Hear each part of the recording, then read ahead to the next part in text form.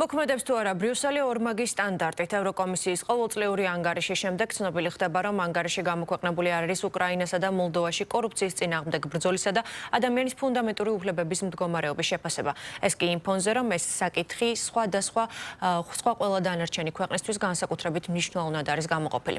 მართულ გუნდში ამბობენ, რომ რეალურად სწორედ ამ მიმართულებით უკრაინასა და მოლდოვას ბევრი პრობლემა აქვს და ანგარიშიდან აღნიშნული ჩანაწერის ამოღება ორმაგ სტანდარტზე მიუთითებს. ცნობისთვის საქართველოს შესახებ ევროკომისიამ კრიტიკული ანგარიში გამოაქვეყნა და ვიზა ლიბერალიზაციის შეჩერების მაღალ შესაძლებლობაზე ისაუბრა. უკრაინა ნომერ პირველ კორუმპირებულ ქვეყნად არის დასახელებული, მოლდოვა მესამე ქვეყნად კორუმპირებულად დასახელებული. როგორც ჩანს, ვეღარ შეძლეს ამ ყველაფრის დამალვა ევროსაბჭოს ანგარიში და ადგენენ და საერთოდ ამოიღეს უკრაინის და მოლდოვას შეფასება. რატომ?